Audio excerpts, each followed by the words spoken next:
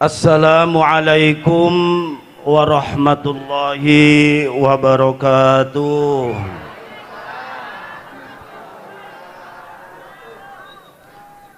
Hamdan liman akramana bil Islam wa a'azzana bil ubudiyatillah alladzi jama'ana fi rihabih fi hadzal majlis al mubarak wa fi munasabatin mubarakah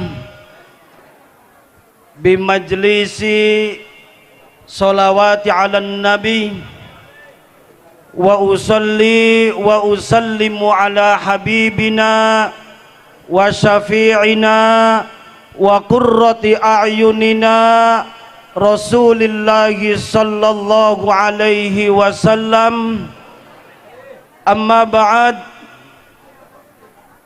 Yang saya hormati Bapak Bupati atau yang mewakili Bapak Camat, Bapak Kepala Desa Sindang Mekar, Bapak Ketua MUI, para alim, para ulama, para kiai, para asatid, wabil khusus dumateng panjenenganipun Gus Aldi kalih grup hadrohnipun, bapak-bapak, ibu-ibu, adik-adik jamaah sholawat ingkang kaula mulyaaken.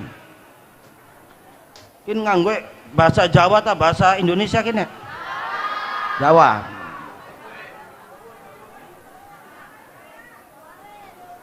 Siji isun pengen jaluk pangapura. Bokat kinsi anak kang rada takon sih ning gambar karo wonge ku sejen.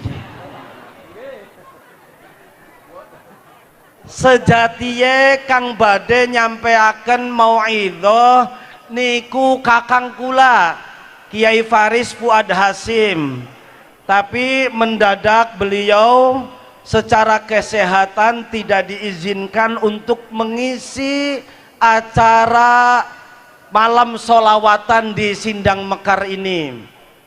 Dadi isune kon dadi wadal.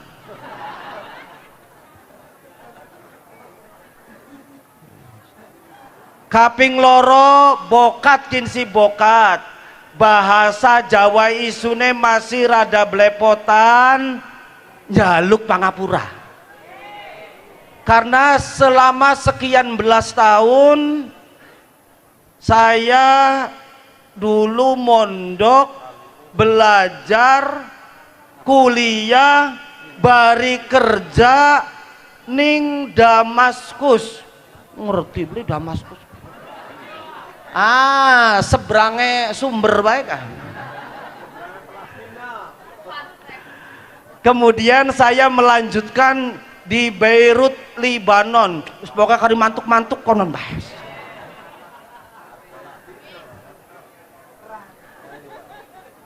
Bapak-bapak, ibu-ibu, para hadirin yang berbahagia, wong NU khususnya ning Cirebon, umumnya ning dibae ku seneng pengajian. Sampai sekin wis tanggal pira kini Hijriah ya?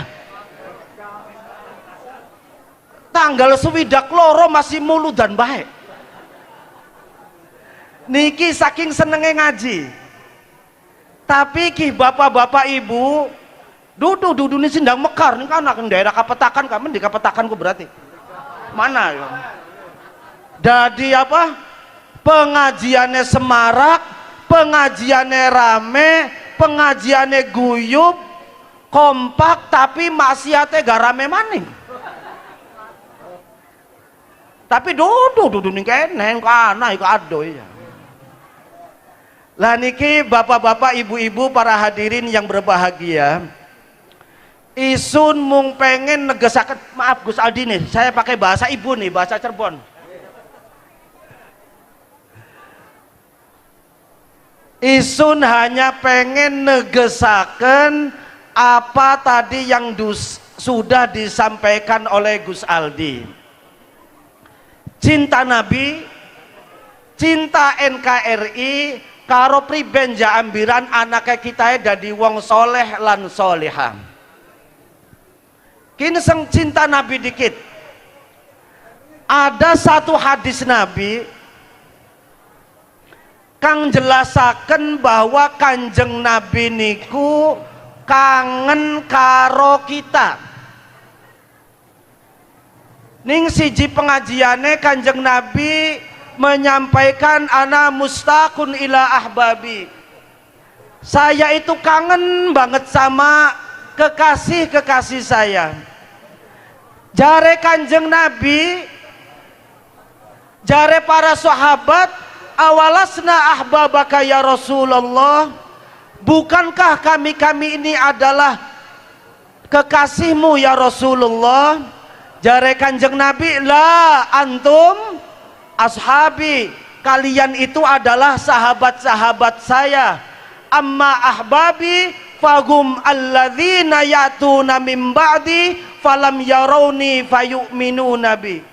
Kekasih-kekasih saya itu adalah orang yang dilahirkan jauh dari tempat saya, hidup jauh setelah masa saya, tidak pernah ketemu saya, beli pernah krungu suara isun, beli pernah ndeleng gambar isun, apa maning bareng-bareng ning grup WA ya. Tapi fayu'minu nabi, mereka sangat mencintai saya dan beriman kepada saya. Kikang dimaksud kita ya, kita ini dilahirkan jauh dari zamannya Nabi, kita juga tinggal di tempat yang jauh dari tempat tinggal Nabi. Tapi luar biasa, kita sangat mencintai dan percaya kepada Nabi. Jadi Nabi kah Bu? Nabi kah kangen nih, kita kah kangen? Sampean kangen beli? Pengen ketemu bengi kintang kongkoan? Temenan ke? Baka pengen ketemu bengikin ya berarti mati dikit. Oh bahkan ngurusan mati serada keder jawab. Kangen tak beli kangen. Pengen ketemu sekian tah keder. Bokatan ngomong sekian kau sukiki mati ya. Lah ini contoh hadis yang pertama.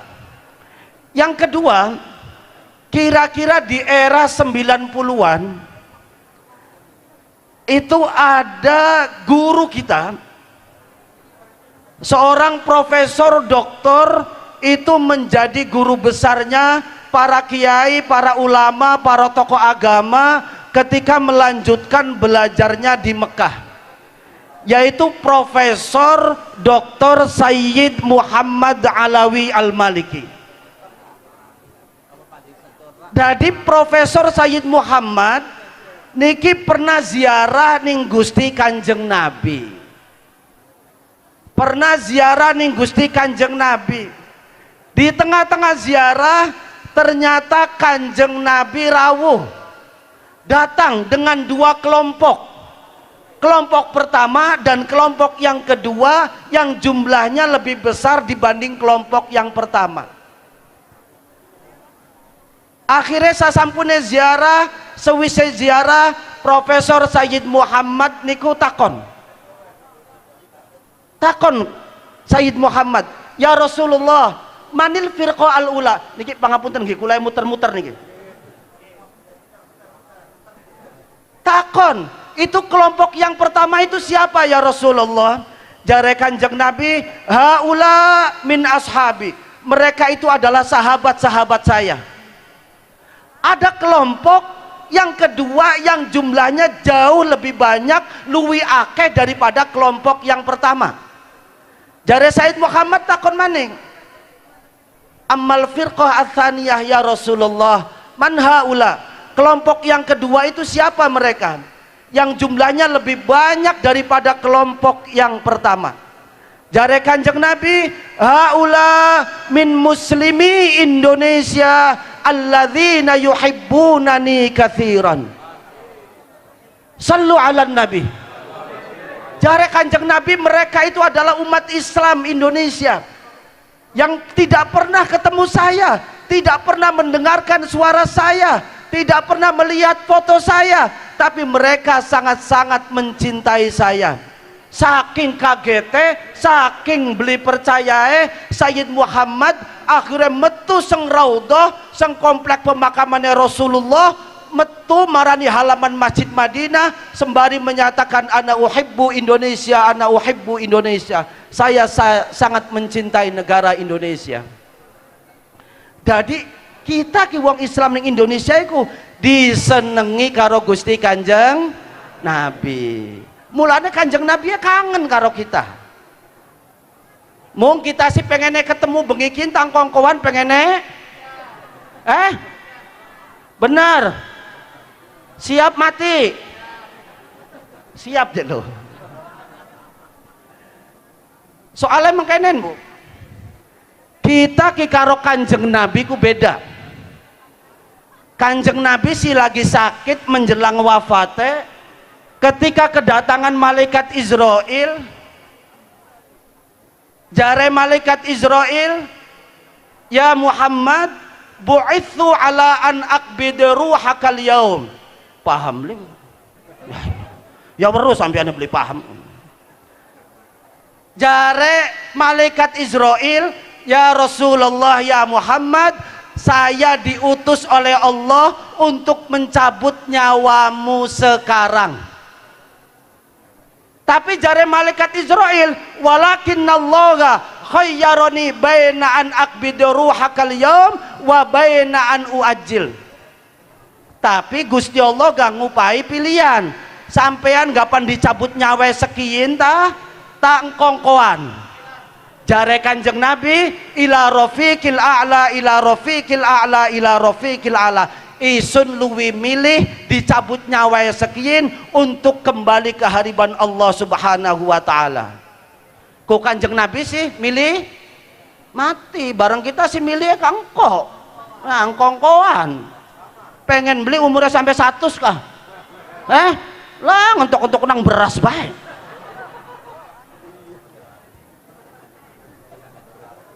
Kaping loro Sayyidah Fatimah. Lagi Gusti Allah, lagi Kanjeng Nabi sakit, Kanjeng Nabi nimbali ku ngundang putrine kang arane Fatimah. Jare Kanjeng Nabi, nok Fatimah menenok. Bareng Sayyidah Fatimah marek ning Gusti Kanjeng Nabi. Kanjeng Nabi bisiki, nok ki sedelat maning abae gapan tilar dunya, gapan balik marani ngarsane Gusti Allah. Karena saking sedih Sayyidah Fatimah beli kuat nahan nangis, akhirnya melayu marani lawang kamre Gusti Kanjeng Nabi, maksudnya pengen metu.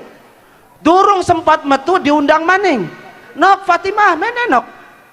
Mamai atau bapai durung pragat ngomongnya. Jadi marek maning, bareng wis marek toli dibisiki maning. Dibisikane, ya Fatimah, anti awwalu ahli lahu konbi. Nok Fatimah, ki sang keluarga kita kang bakal nyusul abah pulang ke hariban Allah kanok. Lah Fatimah mau nangis. Diwara Kanjeng Nabi gapan ninggal, bareng diwara kang nyusul pertama abai ninggal deweke, malah Sayyidah Fatimah senyum seneng, dikabari bakal deweke gapan mati ku seneng. Bareng isun si kang jare pengasuh pesantren, kang jare sering ceramah, kang jare alumni luar negeri, lamun lagi gering ning pondok ning buntet toli anak kang diliki, kang kaya sampean kesukiki kang, wah tak tampak mau nun ngecek.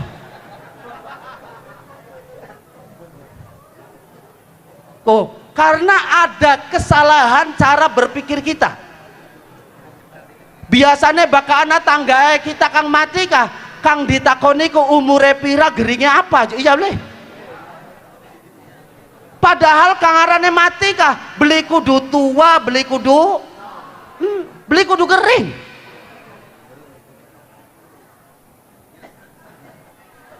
Jadi kangaran mati beli kudu tua, beli kudu gering. Malah menurut statistik di Indonesia ini, itu kalau kita umpamakan piramid ya di Mesir itu yang menggelembung itu di bagian tengah. Jadi akeh kang mati ku justru malah para remaja. Iya. Karena biasanya sampai ada kematian massal yang jumlahnya itu 10, 12, kayak kasus kemarin ning Subang. Nginum apa kan oplos apa kan ya? Iya gitu ya. Tua. Lah itu yang meninggal berapa? 12 orang. Kan orang mungkin kakek-kakek kayak mau kemana kek? Mau ngoplos, orang mungkin. Enggak mungkin ada kakek-kakek misalnya balap motor, enggak mungkin. Di Bekasi dulu itu para gadis yang meninggal berapa sekian bulan karena aborsi. Enggak mungkin ada nenek-nenek misalnya, nek mau kemana nek, mau aborsi dek, enggak mungkin ya. Kira-kira nih bapak-bapak ibu-ibu, anak beli bocah nom lagi pada nongkrong ning kafe, toli kafe ditabrak mobil, toli kang manti sampai pitulas misalnya, anak beli mengkonon kok anak kang nongkrong ning kafe biasanya bocah-bocah nom.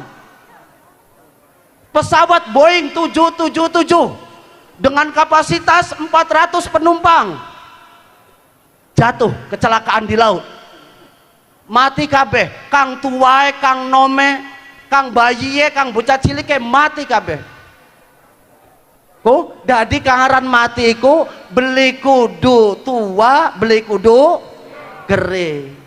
Balik sang pengajian, sang majelis sholawate Gus Aldi, balik numpak motor keserempet, kecelakaan tunggal, tabrakan, kesleo, tiba sampai ning omah mati, anak beli mengkonon kok. Ya anak.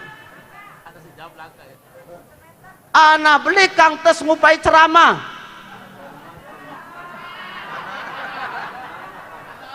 Ngupai ceramah ning pengajian, wayai balik tekan ning omah mati. Jarang. Bulit ya lo. Nah ki pertama bahwa Kanjeng Nabi iku sangat-sangat mencintai kita dan kangen karo kita.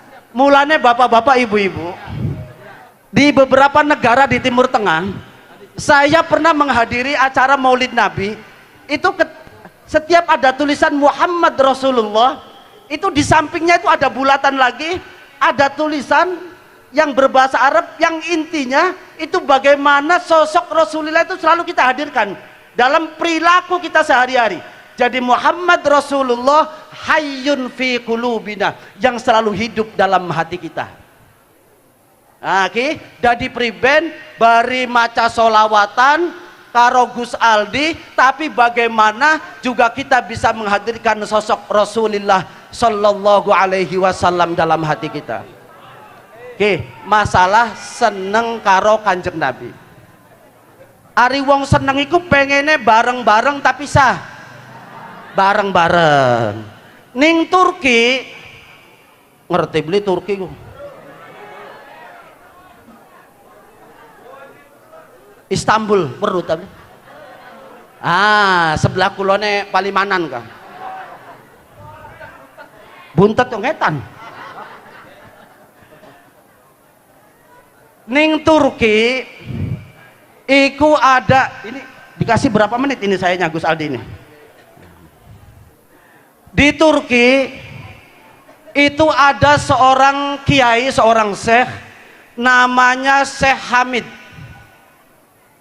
Syekh Hamid ini kerjaannya terkecuali nungguin tokoe, nonggoni tokoe ning pasar bari nulis Al-Quran karo tangane, karo penae. Dan itu beliau berhasil menulis Al-Quran dari surat Al-Fatihah sampai surat An-Nas. Kok dikit ke, terutama ibu-ibu ke, mau jare Gus Aldi kah? baka durung pragat pengajiane, durung pragat solawatane, aja gerek beranjak dari tempat duduk. Kang balik sadurunge pragat, terutama ibu-ibu, tek dongaaken lakie kawin maning. Amin jelah. Ngecep pisan.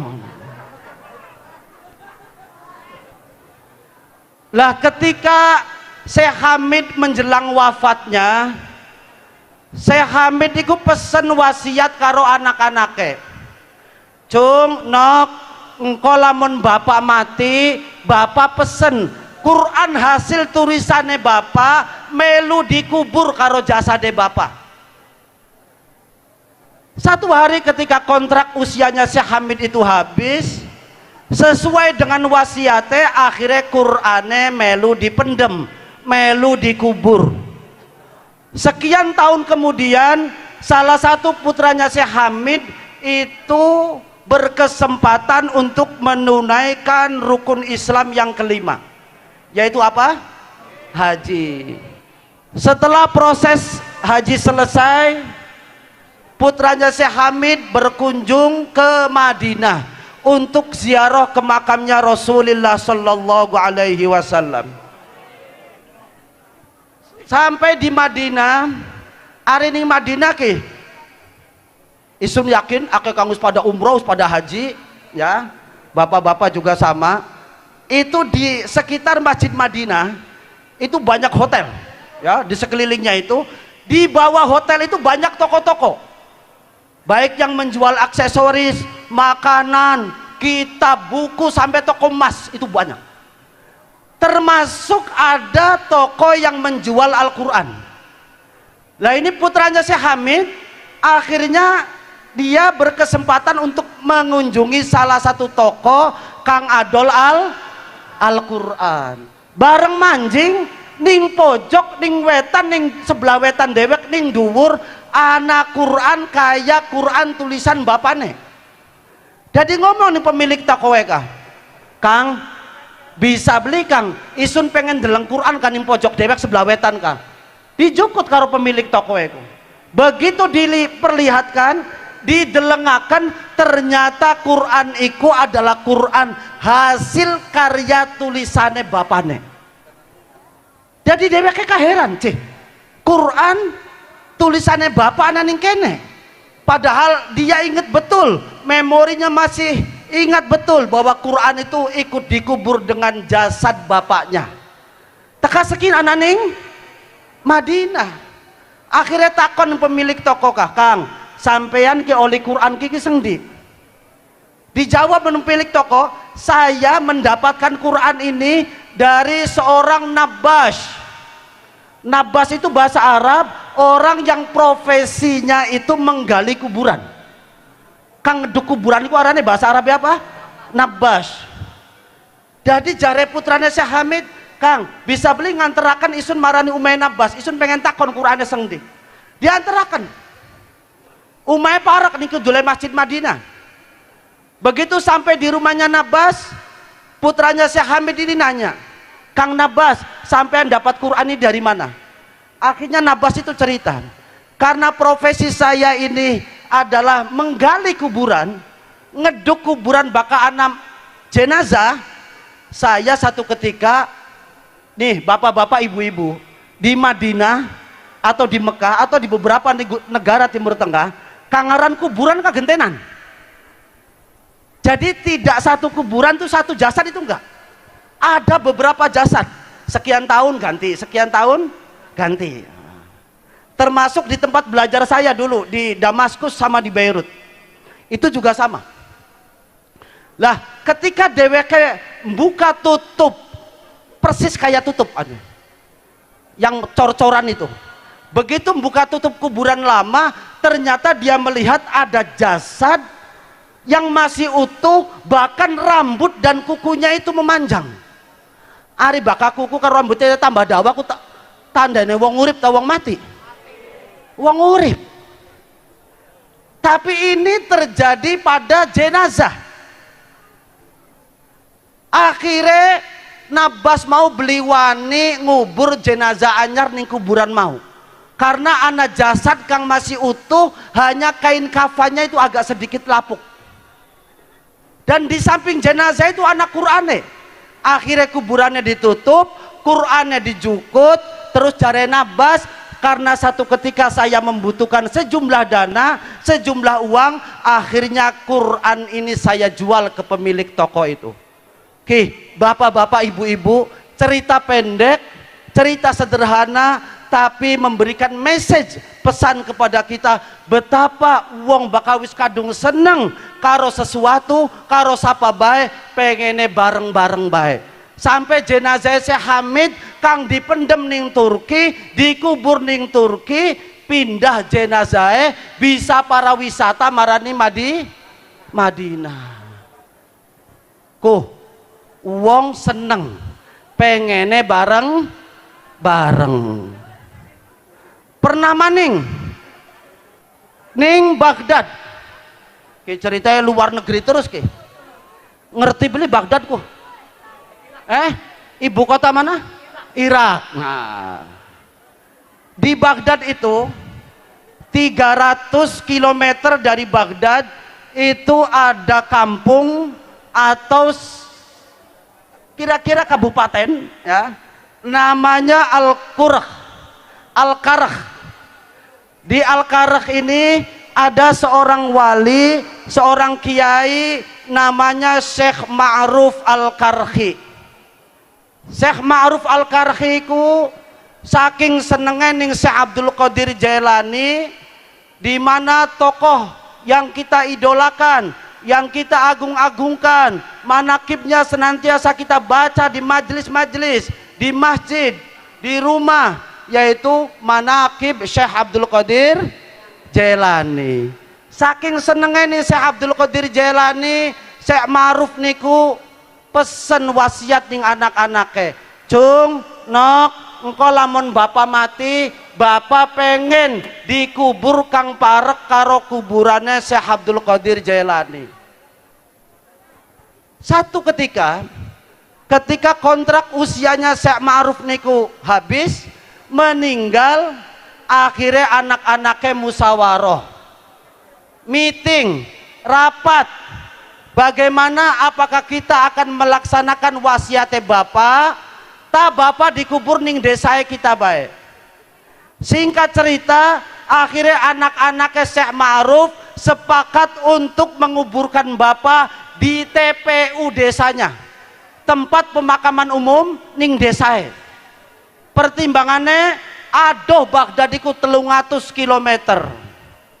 Lah bapak-bapak, ibu-ibu, adik-adik, para hadirin yang berbahagia, satu hari setelah Syekh Ma'ruf iku dikubur ning Baghdad iku anak kuburan anyar, ning sampingnya kuburannya Syekh Abdul Qadir Jailani.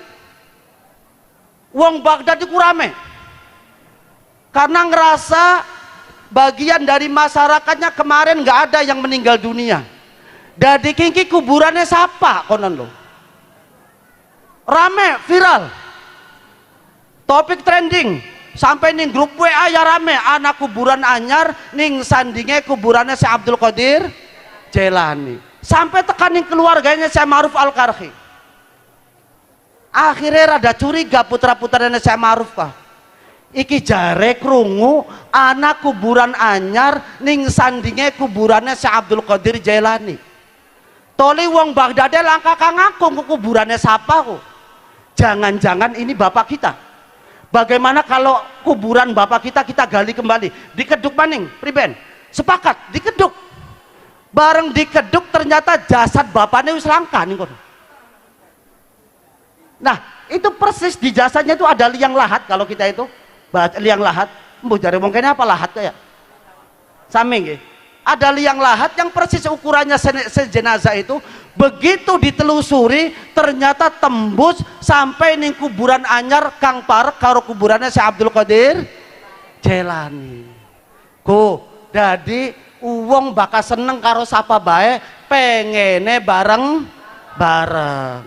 Mulanya insya Allah kita kabeh kang hadir ning majelis sholawat Gus Aldi, insyaallah engko besok yaumal kiamah bakal bareng-bareng maning karo Gusti Kanjeng Nabi. Mulane ana hadis di salah satu pengajian Rasulullah sallallahu alaihi wasallam, Kanjeng Nabi lagi ngaji njelasaken tentang kiamat. Bareng wis pragat ngaji ana sahabat iku takon ning Gusti Kanjeng Nabi, mata saah ya Rasulullah, sang wau kasampean jelasaken tentang dina kiamat iku, nyatane kiamat iku kapan?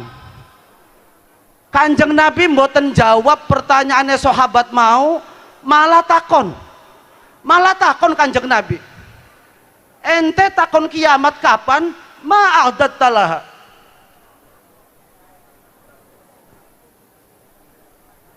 ente takon kiamat kapan niku wis duwe sangu apa, duwe bekal apa, duwe amalan apa kang ente bisa pede, bisa percaya diri engko wayahe sowan ning Gusti Allah.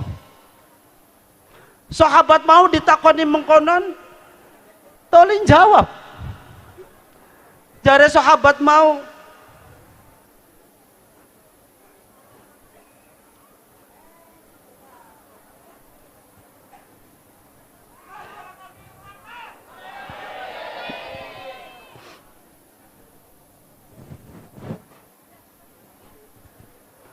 ma'adatullah ya Rasul,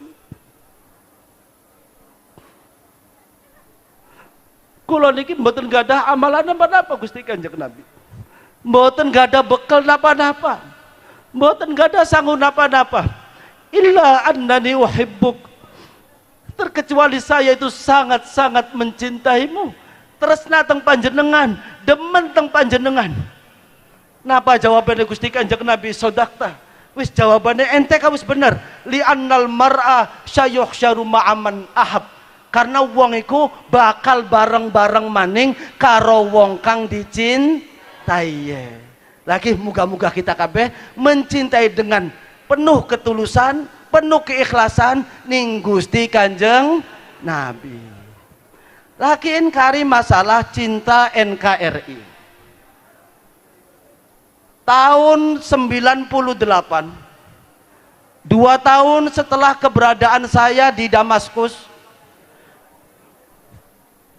pas Indonesia sedang krisis, saya sempat membaca koran berbahasa Arab terbitan London, terbitan ibu kota Inggris, yaitu apa? London. Di situ ada satu rubrik yang menjelaskan tentang negara kita, yaitu Indonesia. Saya bacakan teks Arabnya, nanti saya terjemahkan karena saya tahu ibu-ibu ya beli paham ya. Jare koran Al Hayat, laulal fasadu walaulal mu'amaroh lakanat Indonesia min aghnad dual fi Asia. Paham leh? Seandainya tidak ada korupsi, tidak ada nepotisme, dan kekayaan negara didistribusikan ke rakyatnya dengan penuh keadilan, lakanat Indonesia min aghnad dual fi Asia. Sesungguhnya Indonesia itu adalah negara yang paling kaya di Asia. Di Asia, bukan hanya di ASEAN, di Asia. Pada kalimat berikutnya, kanat Indonesia mulaqaba binumur Asia min haitsul iqtisad wa dhahabatin numur wa baqiyatil qitat. Karena pas resesi itu ya, ekonomi kita hancur. Kata koran ini bahwa Indonesia dulu terkenal dengan macan Asia dari sisi ekonomi. Macannya hilang, kang tersisa kari kucing. Sejenis, satu spesies ya. Tapi hari macan mengaum baka kucing ngeong. Lah ini, pada paragraf berikutnya itu ada satu kata yang ini menjadi perhatian saya, bahwa likulli rosin muwatinin Indonesia, bahwa setiap warga negara Indonesia, setiap warga negara per kepala itu salah satu adnanin minadz zahab, 3 ton emas. Jadi kalau kekayaan kita ini, baik emasnya, nikelnya, batu bara, segala bentuk tambang yang ada di perut bumi Indonesia ini, contoh emas itu, bahwa setiap kita ini mestinya mendapatkan 3 ton. 3 ton, bukan, Masya Allah, duduk kiloan, duduk on-onan, duduk graman apa maning, tapi telung ton. Karena dari Freeport dan daerah sekitarnya, sampai memanjang sampai ke Bayah, itu ternyata kalau dieksplorasi dan pemerintahnya adil, ya itu kandungan emasnya sekian juta kubik ton emas. Dan ini bapak-bapak, ibu-ibu, para hadirin yang berbahagia, bahwa Indonesia ku negara sugih, negara kaya raya, dan itu akan kembali ke masa emasnya, ke masa jayanya. Itu disampaikan dalam Quran itu, ya, bahwa sata'ud al-Indonesia fi zamaniha ad-dahabi fi am alfain wa khamsa wa arba'in. Itu akan terjadi pada tahun 2045. Nah iki anggap anak putuwe kita, ya, ke ndi ibu-ibu ki, ini kang tua-tua kah?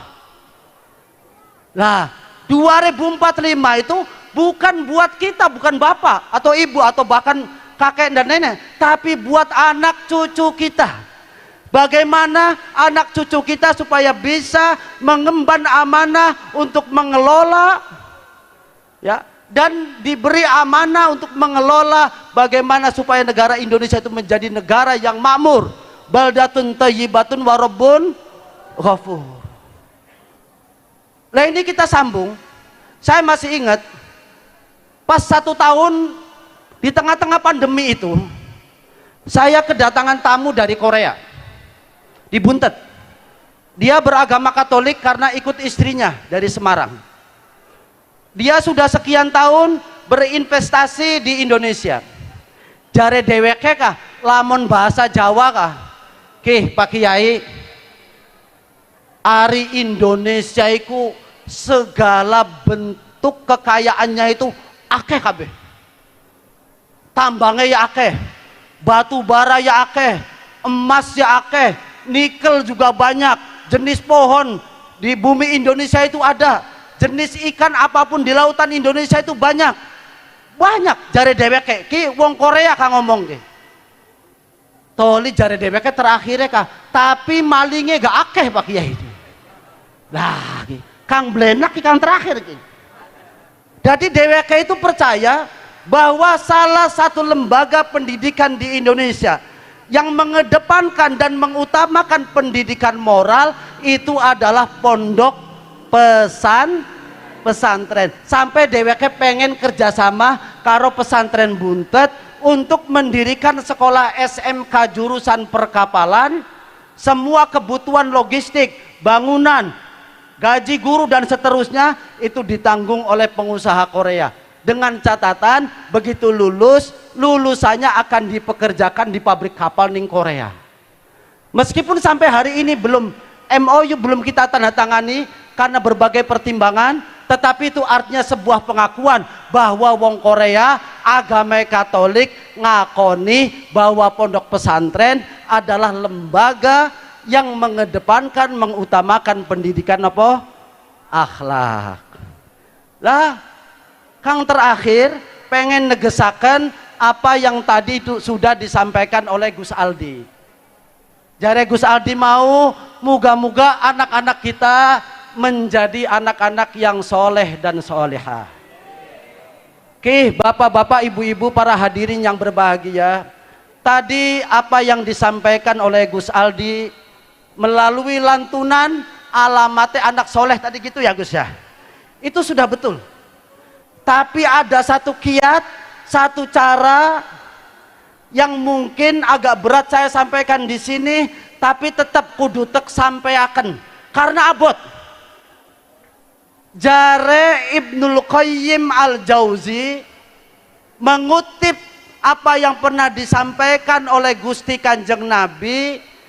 Jare Ibnul Qayyim Al-Jauzi baka pengen duwe anak soleh lan soleha aja sengit ning wong kang gawe dosa. Abot kengke tak baleni maning bokatan salah paham. Baka pengen duwe anak putu soleh lan soleha aja sengit ning wong kang gawe dosa. Sengit ning dosa aja ning wong ya abot kengke abot. Contoh isun ke sadurunge mangkat ning pengajian isun duwe motor kredit nembebe dilunasi mau awan kah tak lunasi bareng balik sang sindang mekar tekaning buntet motor kan nembe dilunasi kah dicolong kira-kira ke isun kapan dedonga Gusti muga-muga kang nyolong motore kula kah diparingi tobat maning sadar maning dadi wong bagus maning gelem sembayang maningi masjid gelem ngaji maning ta isun kapan dedonga Gusti muga-muga kang nyolong motore kula ditabrak dam truk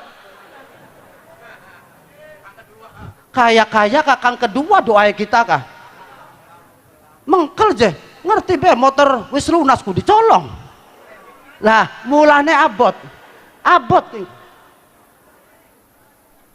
bareng Kanjeng Nabi cerita Kanjeng Nabi ku pernah balik tes jamaah subuh wayahe balik sendale hilang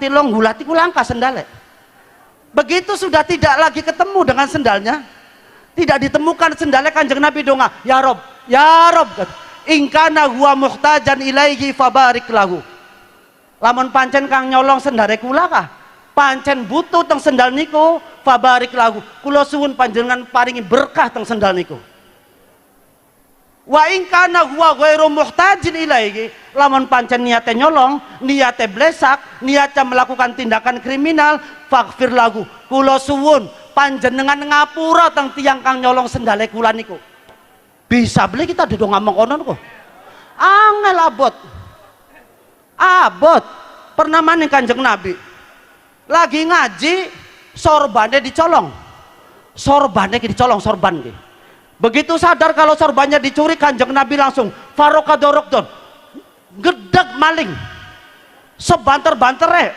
gedak maling hari kita gedak maling bari ngawa linggis ngawa golok ngawa watu ngawa bata Kanjeng Nabi mboten bakta napa-napa faida koruba anhu ketika posisi Nabi sudah dekat dengan malingnya terkejar sampai wis parak jare Kanjeng Nabi qad malaktuka iyaha wis sorbane dudu barang colongan maning wis jadi barang halal muga-muga ana manfaate muga-muga Gusti Allah paringi berkah bisa beli kita kayak Kanjeng Nabi mengkonon kok abot tapi ku bakal pengen dua anak putu soleh lan soleha ku dipondokaken benar disowanaken ning kiai kon belajar Quran benar ning tajuk ning masjid kon belajar agama benar bakal wis gede titik lo dipondokaken ya benar tapi kita kang dadi wong tuae kudu tirakatnya apa aja sengit ning wong kang gawe dosa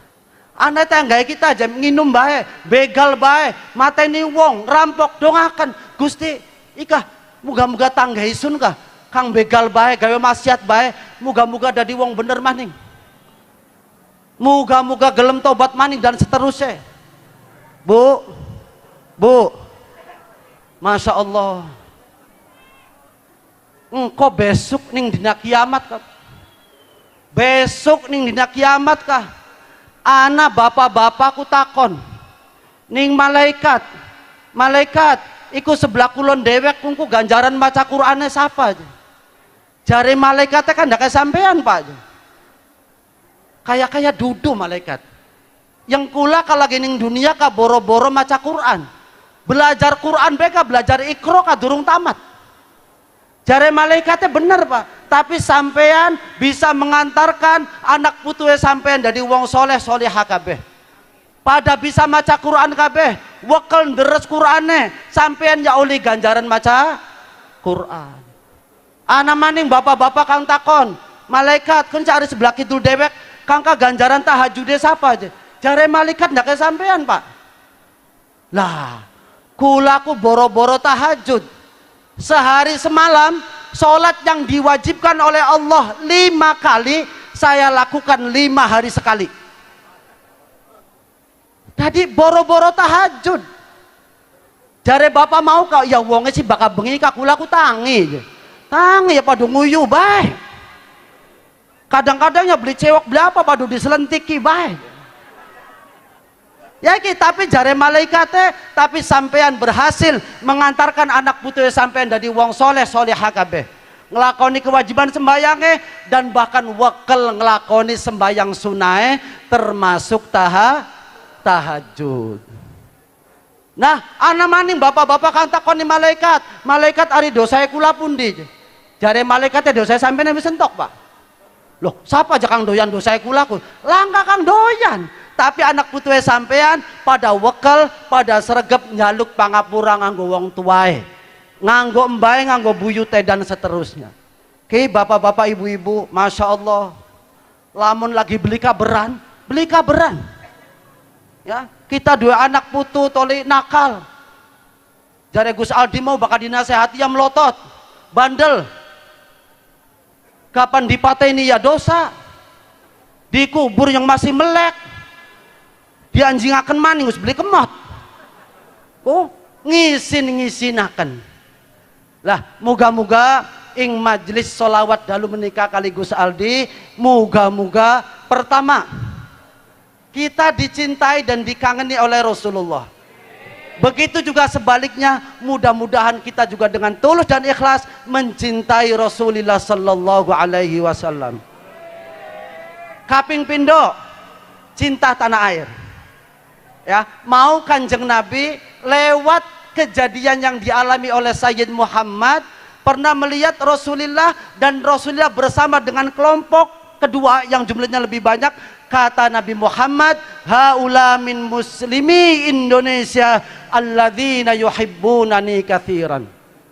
Kanjeng Nabi beka cinta karo tanah air kita, apalagi kitanya yang menjadi warga negara Indonesia. Dan ternyata negara Indonesia ini negara kaya, yang kaya raya, dan itu akan kita eksplorasi, akan kita manfaatkan, akan kita berdayakan untuk kesejahteraan masyarakat Indonesia. Yang ketiga, mudah-mudahan anak-anak kita, generasi kita, ya, mudah-mudahan generasi inilah yang akan mengisi masa keemasan Indonesia, yaitu di tahun 2045, dan itu harus kita persiapkan, harus kita didik, ya, yaitu dengan pendidikan moral. Karena apa? Kang pinter si akeh, kang jarang iku kang bener, ya. Dan itu yang bisa saya sampaikan, bapak-bapak, ibu-ibu, para hadirin yang berbahagia. Sepisan maning jaluk pangapurae, bokatan uang karo kaning gambare sejen. Ah, nggih ya. Koten mawon ingkang saged kula aturaken. Wallahul muwaffiq ila aqwamit thoriq.